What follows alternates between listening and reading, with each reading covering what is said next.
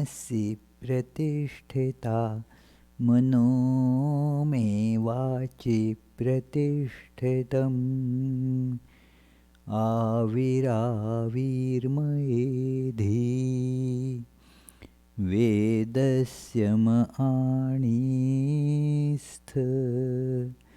श्रुतं मे मा प्रहासीः अनेनाधीतेनाहोरात्रान् सन्दधामि ऋतं वदिष्यामि सत्यं वदिष्यामि तन्मामवतु तद्वक्तारमवतु अवतु माम् अवतु वक्तारमवतु वक्तारम् ॐ शान्ति शान्ति शान्तिः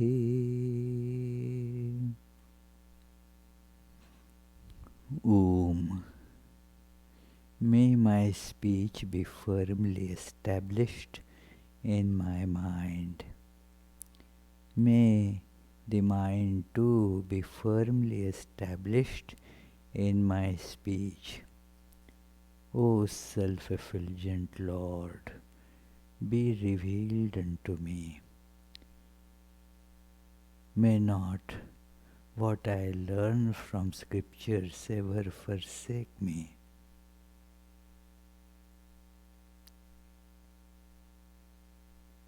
Let me live my life day and night according to their teachings.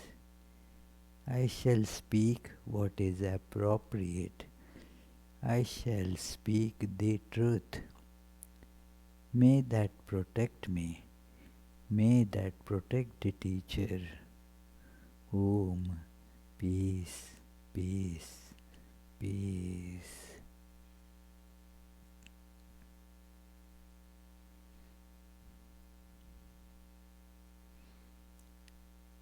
Let us feel the effulgence of supreme truth in our heart. Truth is the most tangible manifestation of God in everyone.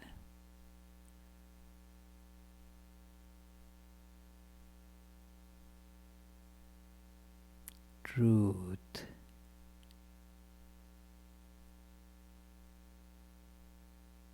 It stands. Everything else changes, comes and goes. The truth remains.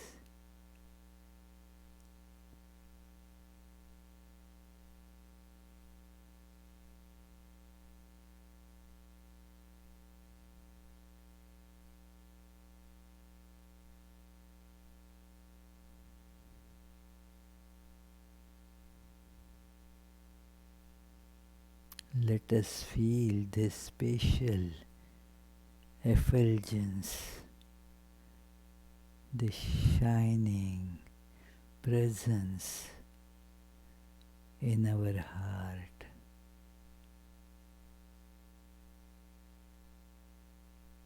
And let us feel our whole being enveloped in that.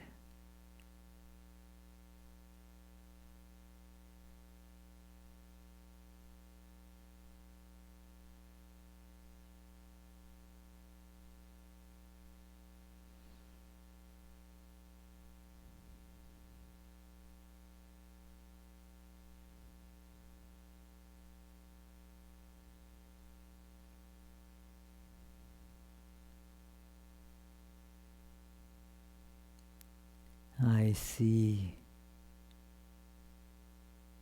This light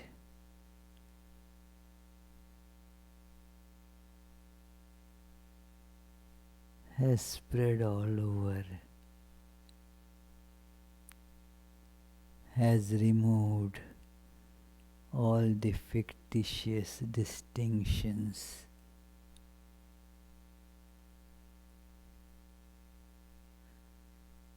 of I and world.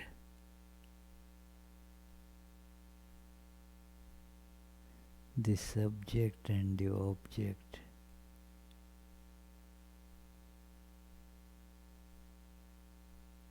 The past, present and future.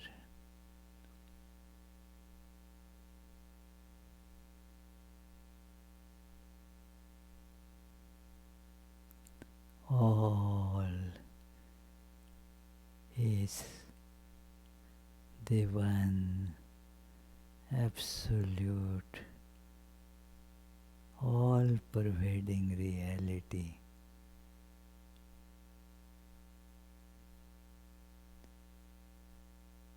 To experience that is the goal.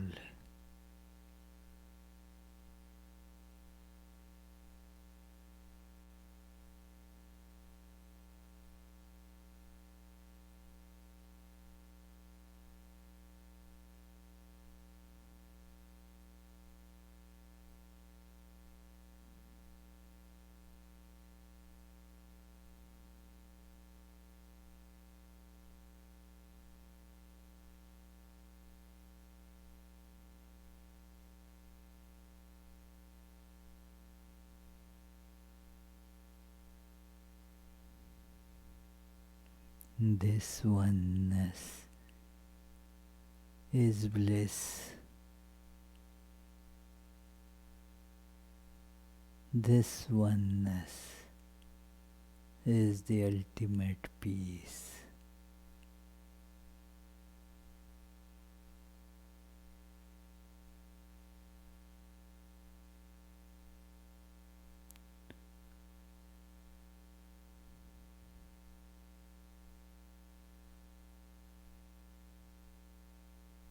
Om. Peace, peace, peace.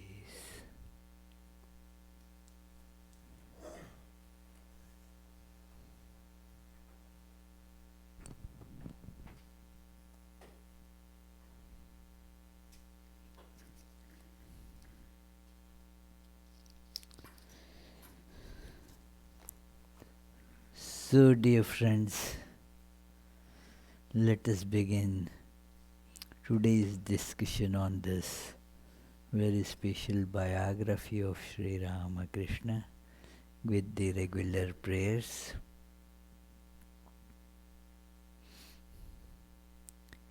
Tava kathamritam tapta jivanam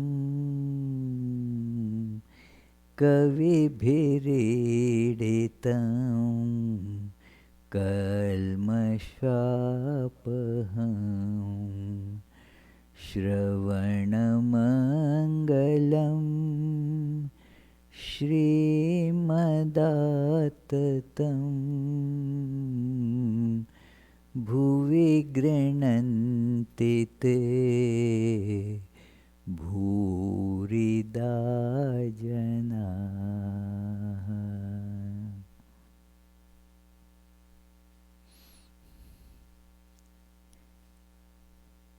We are studying this 5th chapter where Sri Ramakrishna's manifestation as teacher in his youth are described, and it has been explained that although Sri Ramakrishna always has this feature of teacher in his life, it does not mean that it was equally manifested in his life at all times.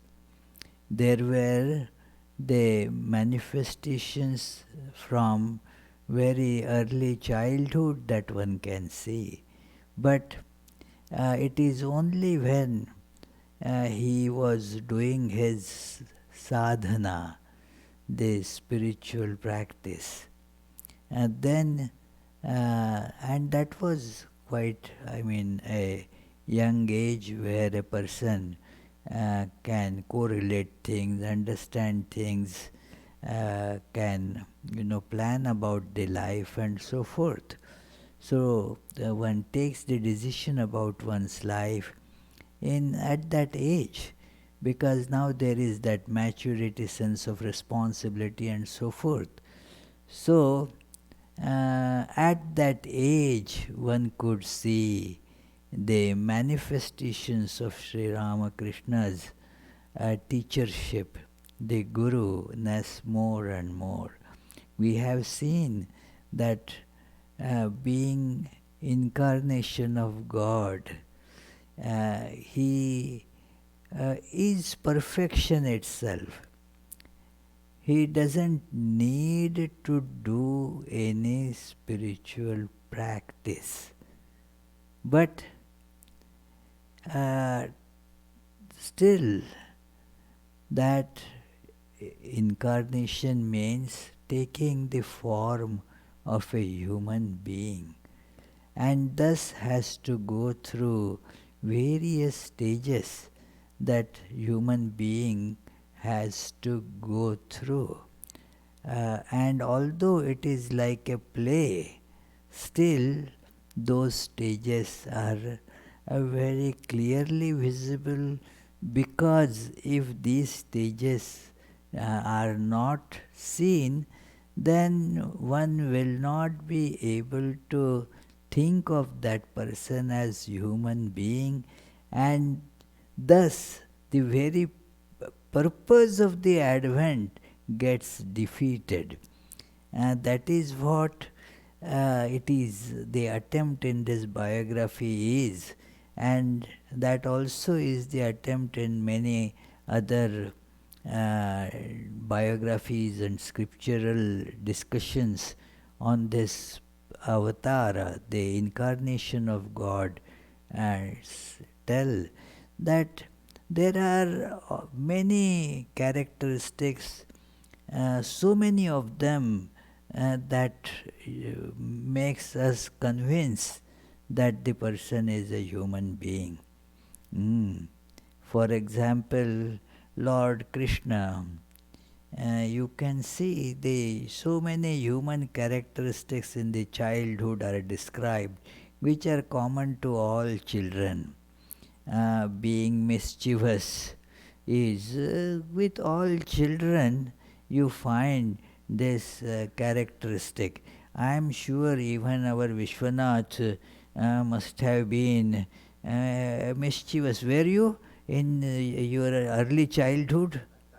Yeah, at times, yeah. So it is, yeah.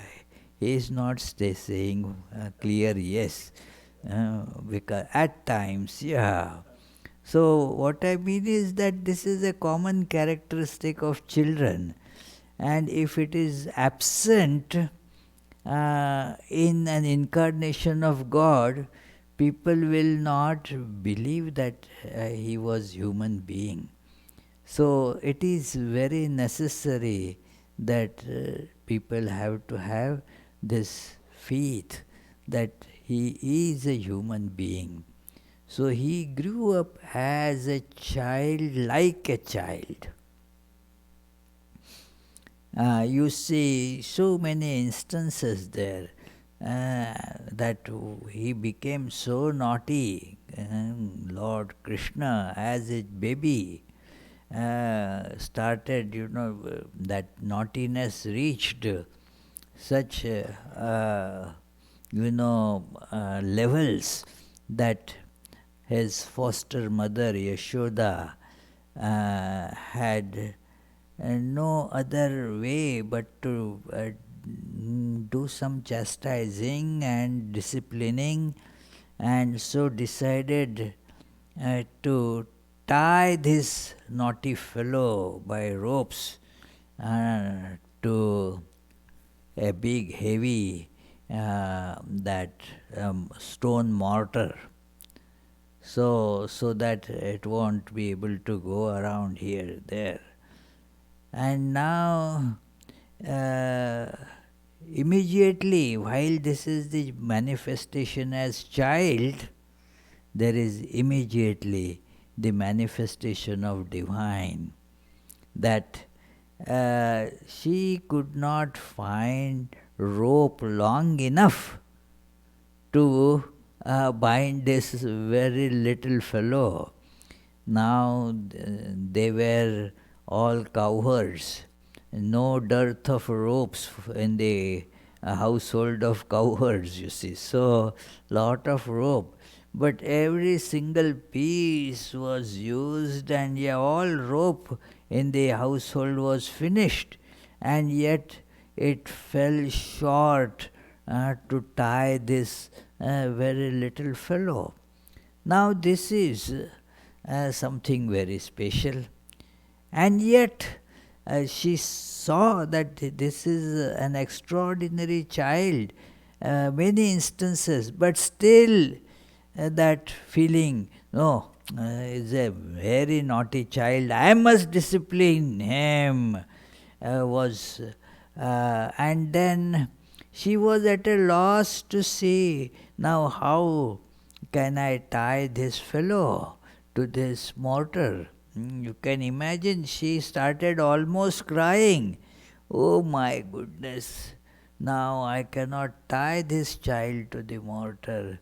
And seeing the teary eyes of Mother, Krishna yielded, became small, and then the rope was enough for the mother to tie him. Now, these are very funny but very illustrative examples that here is the human, here is the divine, all powerful, and yet it is very, very much like the bound human being. So, Sri Ramakrishna, although there were a few expressions of his manifestation of divine teachership, here you see that only during his matured youth, adulthood, that he could show that teachership more often. So here you see the description is that of, that he was staying at the garden at Dakshineshwar. Many of you might have gone there, seen there at Rani Rasmani's, that beautiful temple. Now also you can see it is so picturesque, and the construction is so good.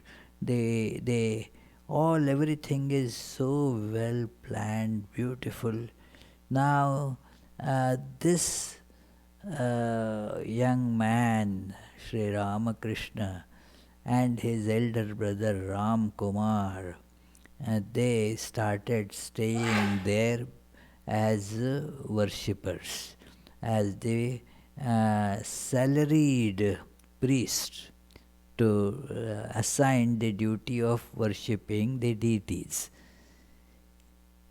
So it was considered to be an ordinary job, and the owners of that whole estate, who had many other estates around, very rich people, they were naturally, looked upon as the masters, were given due honor by all the employees, because their life depended on the salary, the money given by master.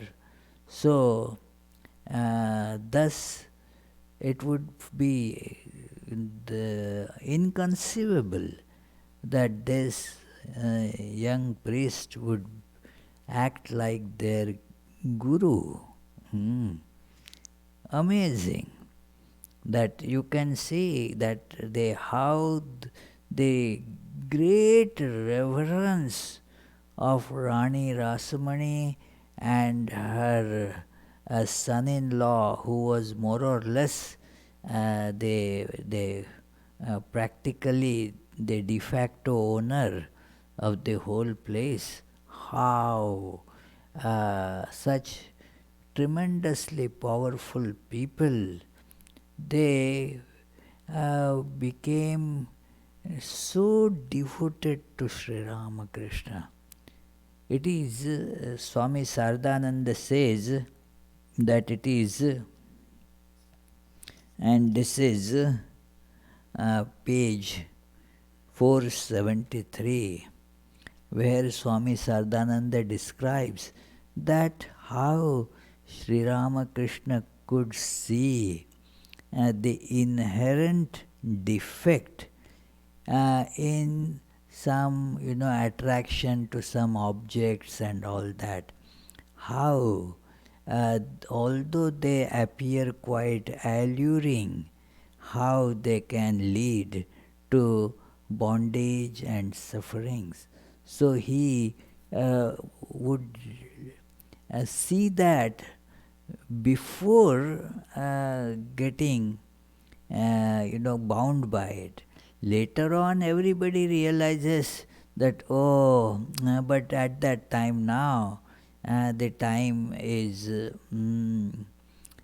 already gone to act. So one has all that the thing has already happened, like that incident that a porter was carrying many things from the train's platform outside to the where the conveyance and all would be found outside the train station. And while he was carrying many things, and the person whose all this thing was telling him, "Don't say things may fall down. So many things you are putting there. Give a few. I will carry a few." And otherwise they will fall. But this porter was quite adamant and said, no, it will not fall. And then he said again, look, that is, tell me if it falls. Say if it falls, tell me. So this man kept quiet. Ultimately, at one point, from his head, the whole basket fell down. Brrr. And then, now that porter said, now say whatever you want to say. But what is the use now of saying? It is already fallen. So that is what is the condition of many of us. That we do not see the defect. And because of that defect, when something has happened, then we wake up and think, oh, but now what can be done? Now, only lesson to be learned is that next time, there is always next time, isn't it, Abhijit? There is the next time. Okay, next time I will be more careful. So, that is all that we can do. Sri Ramakrishna's mind was very quick. That intellect was so sharp that it would see from the example of others that how doing this a person gets caught in the net and keeps on suffering forever, so to say. So therefore would see, oh well, it is not true. Like if you see a person walking ahead of you and then falls, then you know there is a ditch and then you have to take care. So you avoid that carefully. So that is how in Bengali they call it learning by observation, by observing. And then there is another learning that you yourself you get hit, and because of that you learn. So it is dekhe shekha or theke shekha. So you got cheated, you go suffered, and then from that you learn. That is one thing. Now many of us even getting blows and blows refuse to learn. That is still a different matter. But Sri Ramakrishna would see those defects, and thus that brilliant mind and the tremendous control of that intellect on the behavior. This is another thing that is important to say, that many think that, well, I am very brilliant. I can solve all these mathematics questions. I have a sharp analytical intellect. Many of us do have that. But it is not strong intellect. The two things get confused: sharp intellect and a strong intellect. Sharp intellect, strong intellect. They can go together, but many times they don't go together. That the intellect is sharp, and most of us who do lot of scientific work and so forth are endowed with sharp intellect. Those who are in the financial field, they have observe how the trend of the things is, and by that they come to a conclusion very quickly: sharp intellect. But it is not strong enough to overturn the power of emotions in their life, the power of attraction of the tempting objects. In spite of the sharp intellect, it doesn't work because it is sharp. We know that how that example that this suddenly it occurred, and so I told our friend that, look, this is what you were asking, the difference between sharp intellect and strong intellect. There was a coconut that we wanted to take the pulp out. It was stuck with the hard shell. So now this friend took a sharp knife to take it out. You need a sharp knife because otherwise it will not go in the gap between the shell and the pulp. So he took a very sharp pointed knife and inserted it there and tried to just hank that chunk of the meat or that pulp. But then it broke. The knife was sharp enough to penetrate, but it could not overturn that power, the sticking power of that pulp and the shell. And so while doing yanking like that, it broke. So this is how our intellects, although sharp, when there is the force, tremendous force of attraction of various objects, We know that it is to behave like this is not right. It is detrimental to my condition. And yet, we are unable to overcome that, because although the intellect is sharp, it doesn't have the strength to overpower the other pulls in life. So Sri Ramakrishna, the difference lies here. He certainly had a sharp intellect, but more than that, he had a very strong intellect too. It is our understanding otherwise does not become functional like that in Karna's. You know the story of the great that warrior, very powerful person, a world conquering hero.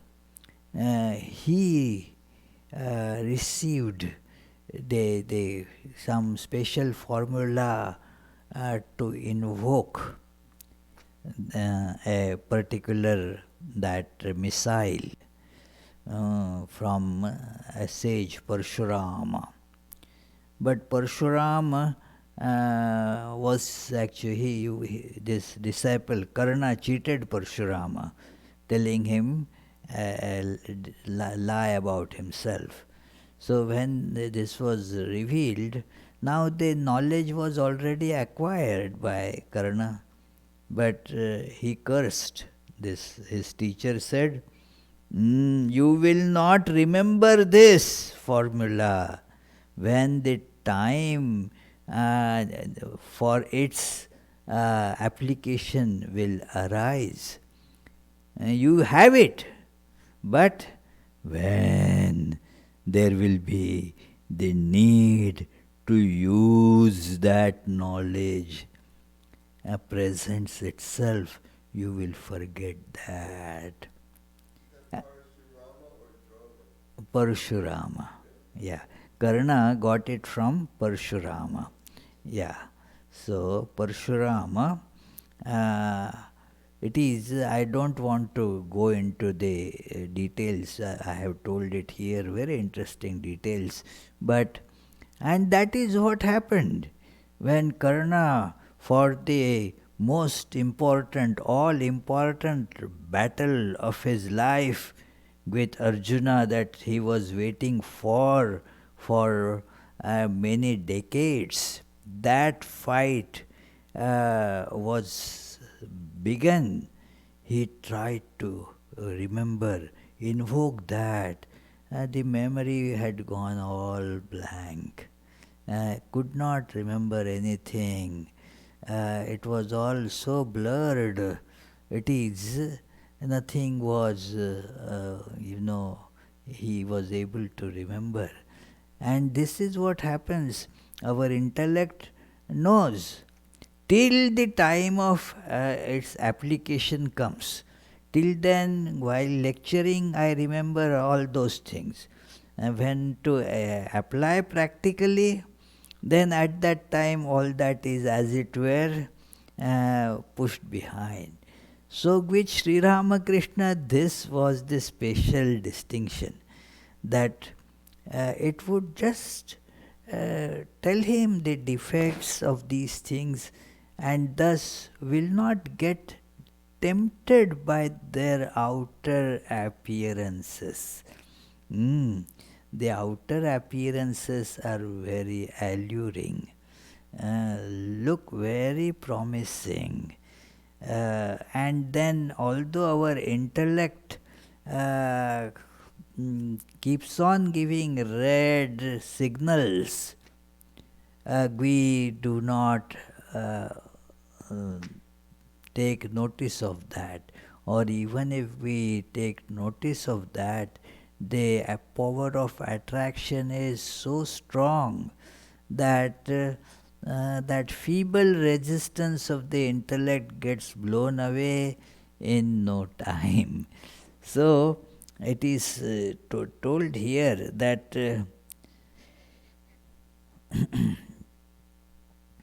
the reader may say, well, if a man has this kind of discriminating intellect, he will see the defects in everything immediately, and that will remove his incentive to do anything at all.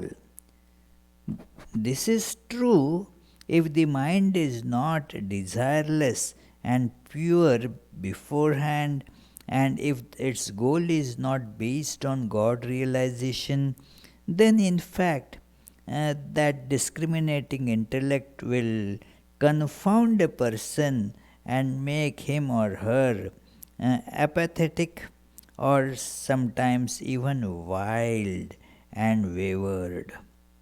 Yeah, a person becomes cynic at seeing defect in everything and gets obsessed in various different actions and so many such things happen, defects.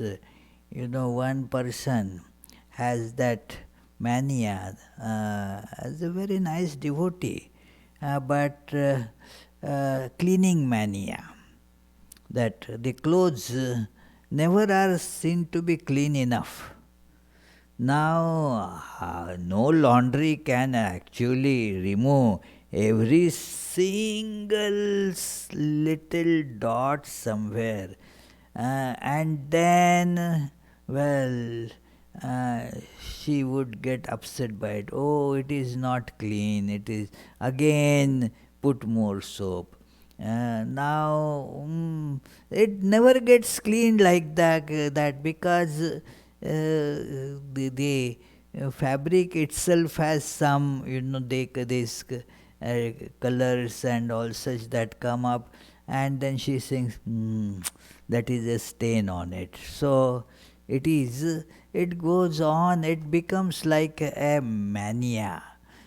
So it is for a person whose mind is attached to the world. If that person has this attitude of seeing defect in everything, that certainly could be a big problem in life. But with Sri Ramakrishna, the purity of mind was so much that it did not hinder him from seeing the divinity. And in that light there was the acceptance and rejection, the acceptance of the divinity there and rejection of the impurity there. This is a very special thing. So it is described here. On the other hand, if the mind is attuned to purity and is focused on a high ideal, then the penetrating intellect finds fault in sense objects and helps the person to more quickly advance towards God. That is why Gita in 13.9, that 13 chapter 9th verse, Krishna advised spiritual seekers to practice renunciation by cultivating this perception of the evil of birth, death, and old age, sickness and pain, janma mrityu jara vyadhi dukkha doshanudarshanam. See that everything is fraught with these defects. But that doesn't mean that you should not do anything. That do not think that now I am young, so it is just go headlong into the enjoyments. at that time, because then you will not be able to do anything.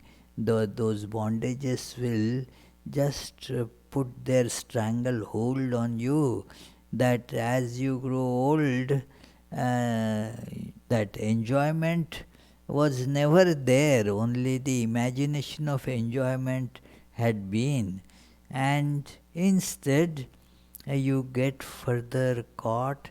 The capability to do spiritual practice also uh, becomes much less because of all these hindrances. Uh, so it's apparent that Master's power of the discrimination was so well developed from his childhood that it found worldly things to be insignificant. That we saw this last time, that it is the worldly differences, that it is that make a person, think, okay, and he had one PhD, he had two PhDs. So you see the difference, that, oh, so this person is superior to that person. Because the PhDs become the measure, the by which to, the yardstick by which to measure the greatness. This person has written 20 books. This person has written 30 books. So, okay, so that is how this person got Pulitzer Award or some such award. That person got Nobel Prize. Okay, so that is better than this person. So it is, we have our different yardsticks.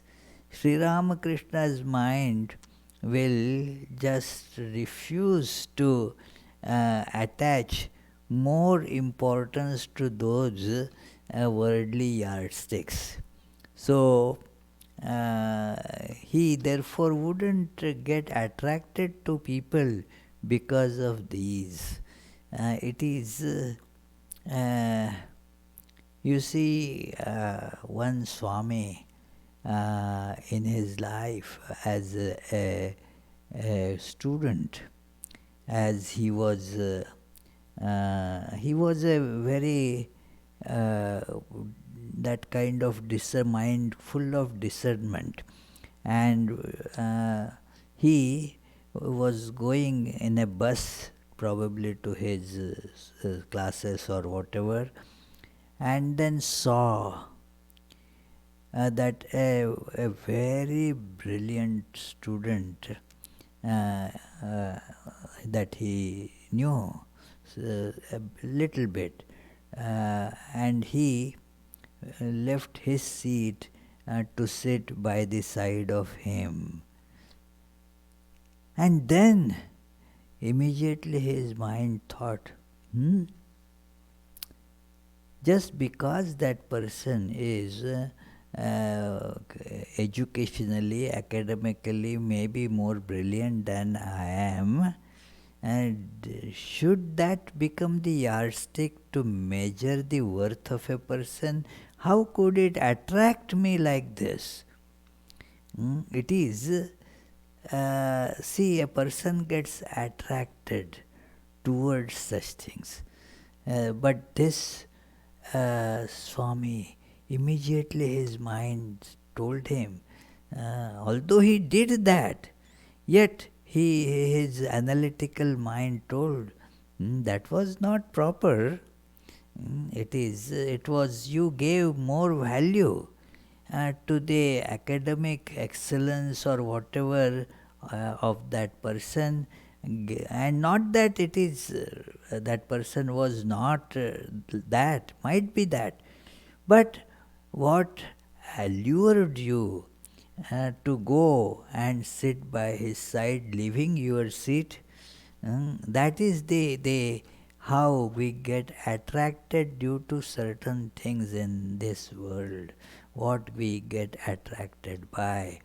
You see, if somebody is a celebrity, thousands of people come there go to see that person.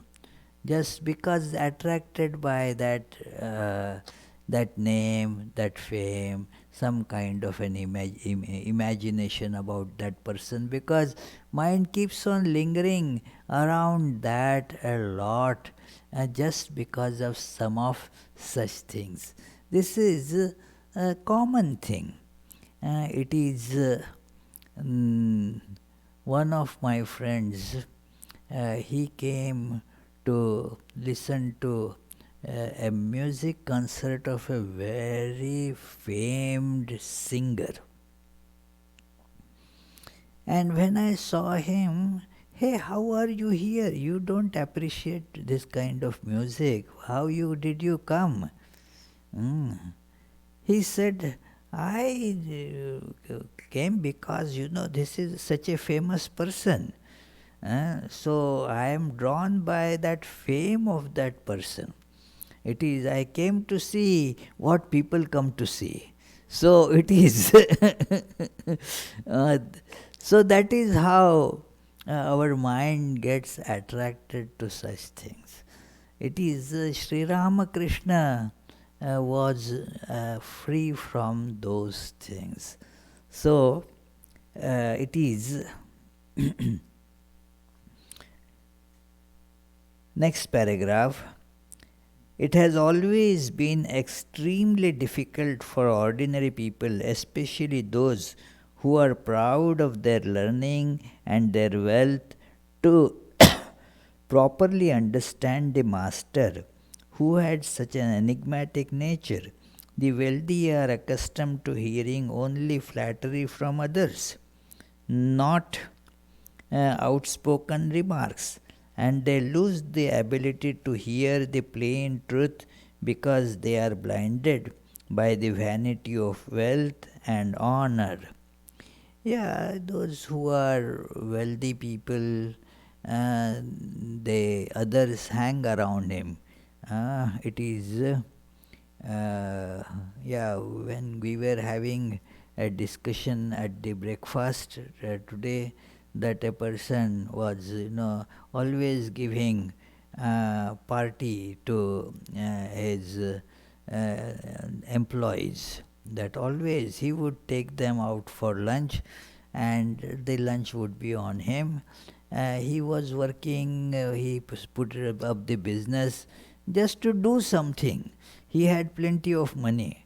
So the question was immediately asked that, well, so he must have had lot of friends. Because if a rich person and who is doling out things, then you always want to be in good books of that person, so that I will also get something out of that.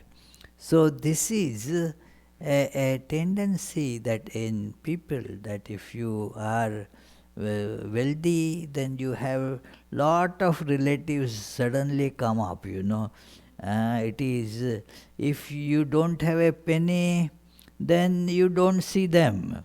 But if you get into money, then they are always around, to get that today or tomorrow and thus they always praise the wealthy people. And the wealthy people therefore lose the ability to hear the criticism. Praise is always liked by people, that when people say, if they say, Swami, wow, you give such wonderful lectures, very nice. I really will take it for truth and think that, wow, I give such nice lectures. But if some plain speaking person tells them that, hey, what did you tell? That wasn't right, and your style is terrible. It makes just people sleep, that's all. And there is no teaching happens when you are giving class. You have to learn first how to teach. And then I think this person is not right. Because I am kind of accustomed. One gets accustomed to praise. very quickly, because it pleases your ego. It kind of flatter, that becomes ego gets flattered and say, yes, and thus in Sanskrit there is a saying that sarve guna kanchanam ashrayante, all great qualities they hang around the gold, means money, that person is they in every way the best. Look how good that person sings, how that person is so efficient. All those things become added, and just because with that flattery, then you will get something. So around this Mathur Babu and all, they had all these people. They would do some flattery and feel that they can get something out of them. Rich people, or those who are in some position of big power, and so therefore can give lot of benefits. You will see many sycophants always around them. So it is, if they don't have it, they will not care for them. So Sri Ramakrishna was telling very plain truth to these people, and yet they got so devoted to Sri Ramakrishna. It is others, the other employees there who were trying to draw attention to themselves from these masters and other powerful people. They therefore thought him to be an insane person quite naturally. So this is how it is.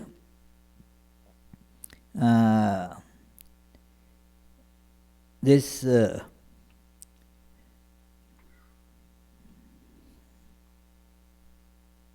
It is therefore surprising that Rani Rasmani and Mathur had so much love and devotion for the Master.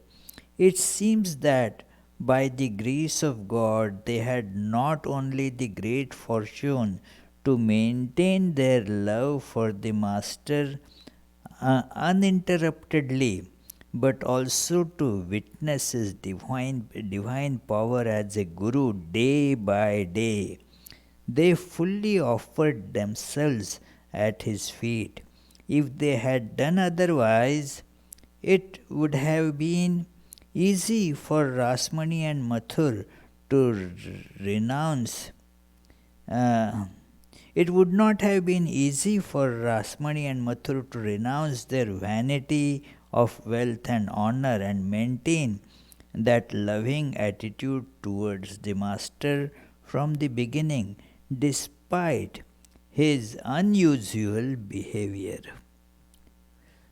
It is a very ordinary priest, and the priests, they are known for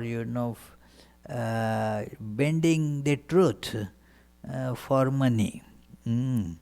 That it is even now there are so many these jokes about that, and it is not only in Hindus, in Christians, in every religion you find that it is that the truth can be bent.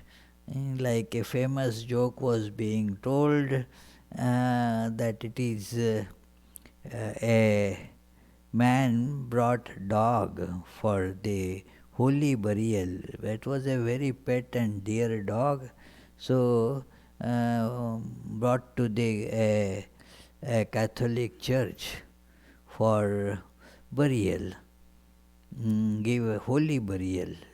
Now the priest refused. No, no, we don't give burial to dogs like this here. No, this is a Catholic only.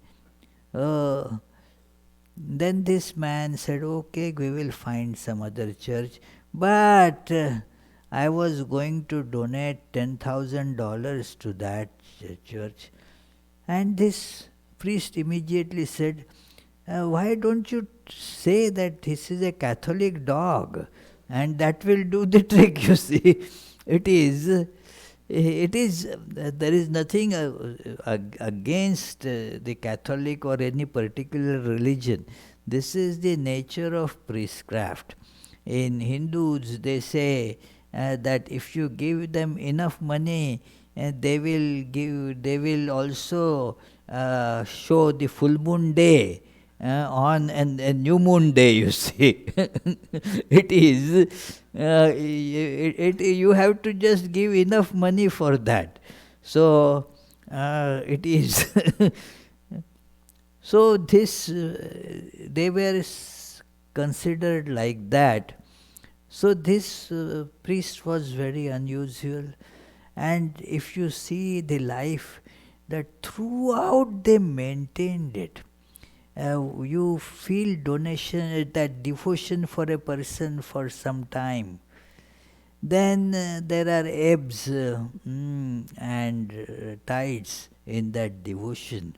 It is goes up and down, and that if you have been told a truth that was very harsh for you to take, then the devotion may go away.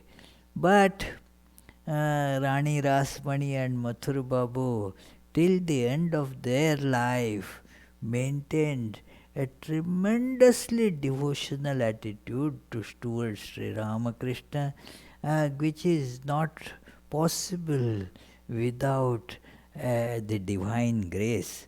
So, we shall, the next paragraph is about how some incidents in the life of Rani Rasmani and Mathur Babu, where Sri Ramakrishna's this power of teachership became very much manifested. And all people there at the Kali temple, due to these incidents, just thought, there were two thoughts that were prevalent.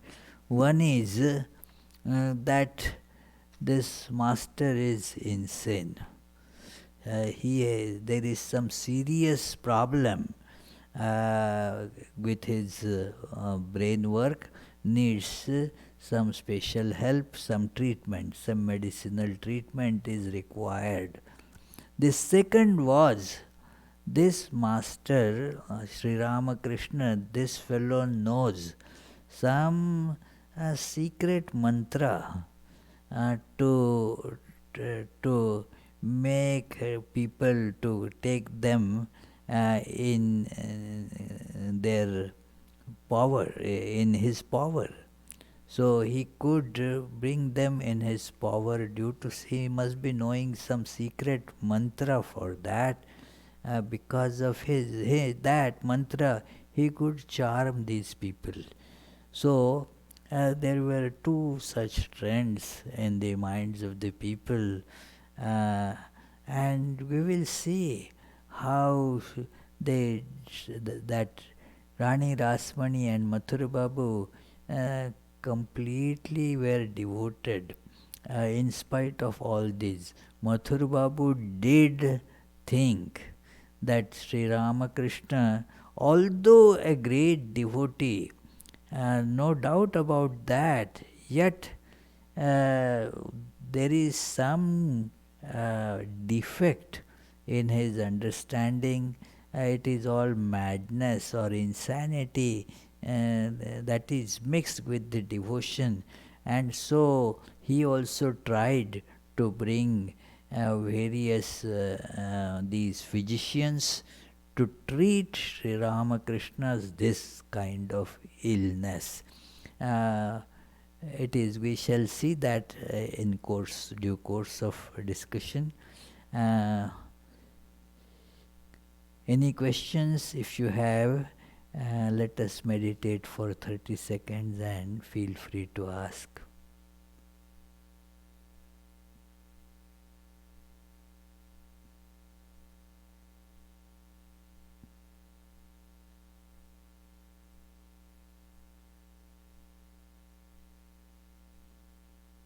Yes, please. Yes, Charlie. It's a little confusing to see defects in things in divinity at the same time. How do we do that? That is where, the defects in things are because, in spite of being divine, they in Maya, all that divinity gets covered and the defects appear in our behavior in spite of our actually being divine. And yet those things appear in our behavior, and they are the defects. Like that is why it is not here but other statement of Vivekananda. Each soul is potentially divine.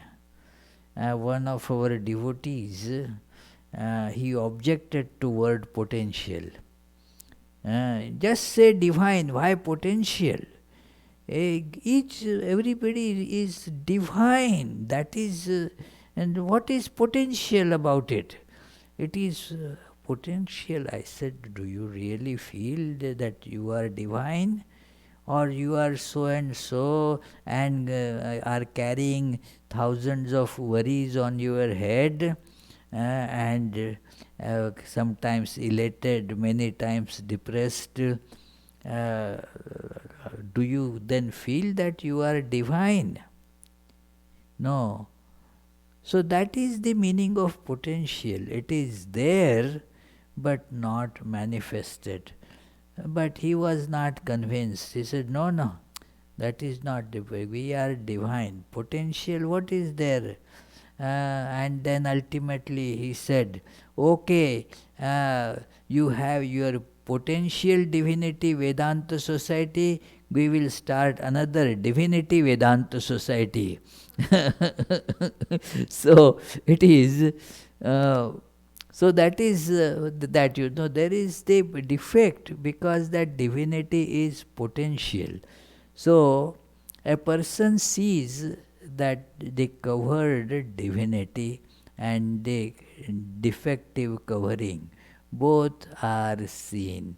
So that is where the perception of defects and inherent divinity both comes. What happens with us is we see a defect in somebody and comes to the conclusion on the permanence of that defect. That person is a cheat.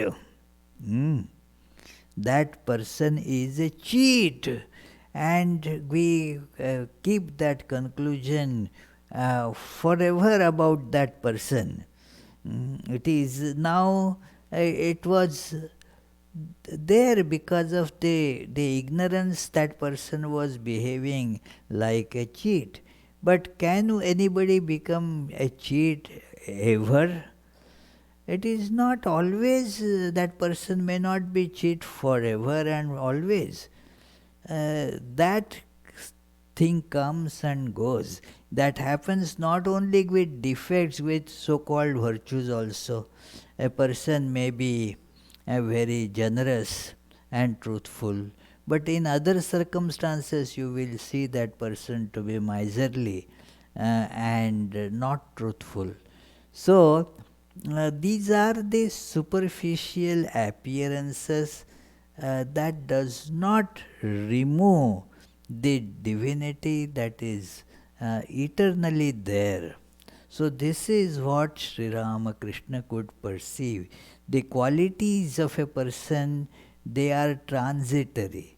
They are not permanent. there is lot of discussion about the inherent nature of something and the qualities of something. It is like the red color of a cloth. Well, if you see, nowadays the dyeing processes have improved, but otherwise, and that the color fades. Put it in some detergents and in the bright sunlight you dry it with lot of heat. So you see that the color fades. Now it is earlier I used to say therefore, especially because our clothes are dyed, you put it there and then after some wash that color fades. So one of our Swamis told me that I had not dyed it for a long time, and so it was hey, uh, your these your clothes, they used to be occur once upon a time. That's once upon a time they were this ochre or orange colored. Now they are no more orange colored. So it is because it comes and goes. That is not a permanent quality of a thing. So similarly, a person that virtuous, not virtuous, is a wonderful singer, well, but may not be after some time. So it is like that. Those things come and go, keep on changing. Whereas what is the unchanging thing? The divinity. So one practice in Vedanta is to find that unchanging principle, and that is divinity. It is the 13th chapter of Bhagavad Gita is devoted to that Kshetra and Kshetrajna, that which is subject to knowledge, and that which is the subject in every knowledge, that subject who knows, the knower and the known. So the known keeps on shifting, changing, whereas the knower does not change. So that is, to see this is, do you understand what I mean? That it is, the knower did not undergo change. The known went on getting changed. So the defects are there in the known. So that is, they are seen by Sri Ramakrishna. Defects as well as merits, both are seen. Yes, please read, dear. So you were mentioning a strong intellect versus a sharp intellect, right? So the question is, how can one strengthen one's intellect? Yes, that is a very good question. That the sharpness is to be retained. Sharpness is not a defect, but how sharpness, keeping the sharpness, you increase the strength of it too, and that is by dispassion. Practice of dispassion. It is matter of practice that whenever your sharp intellect tells you something, now any opposing thoughts to that intellect, they have to be, one has to keep trying to push them away and hold on to what the intellect tells. This is a practice. Gradual practice of it will make the intellect stronger. This is called, therefore, the practice of dispassion or vairagya. Vivek means that power of discernment, sharpness, and vairagya, the practice of vairagya, dispassion, that strengthens that sharpness, your mind becomes then sharp and strong. So the practice of Vairagya is therefore advised for that.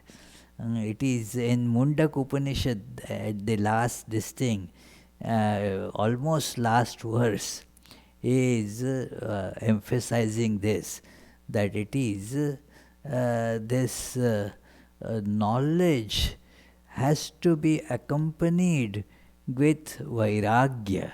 Then that knowledge that builds the strength. That is a very famous verse in Mundak Upanishad. The first line of it was always quoted by Swami Vivekananda, but other lines also are equally important. First line we all know. Swami Vivekananda was never tired of quoting it. Nayam atma balahinena labhyah. This Atman cannot be attained by the weaklings. And then what is the strength there? One has to be strong. So what is the meaning of strength there? The next lines describe that Nayamatma balahinena labhyah, and then says tapaso vapyalingat. And tapas means that understanding and knowledge, and alingat means that without the accompanying characteristics of that knowledge, they also should come to you. And Shankaracharya interprets that as the Vairagya, the practice of renunciation. That practice of renunciation gradually builds up this strength of character. It may not happen in one day, but by practice, one definitely can increase that strength. It does happen. Very good question. Thank you. So let us conclude with our closing prayers.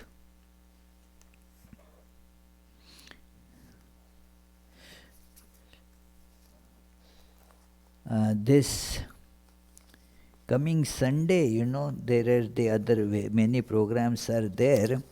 And one program announced for the Vedanta Society of Connecticut. It was to happen at the new facility that was supposed to be, that buying process was supposed to be complete on this last Tuesday, October 29. But it is getting delayed because of some other things that the church is trying to fix and work on. So, therefore, the program will happen, but will happen in the same old place in Connecticut. It is, and that also is on sale but has not been sold so far by the owners. So that has become available. So that is how you see, Charlie. It is one place is not this sale deed is not gone through so far, and therefore is not available. The other place is available because although that property is on sale, it is still not gone. So it becomes available for coming Sunday's program there. Other programs you all know already. So let us conclude with the closing prayers.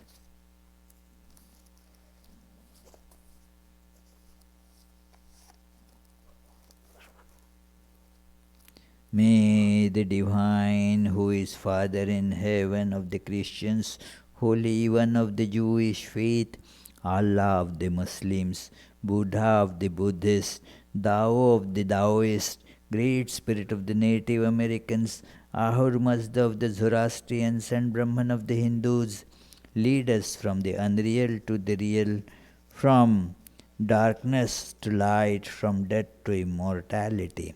May the all-loving being manifest himself unto us and grant us abiding understanding and all-consuming divine love. Peace, peace, peace be unto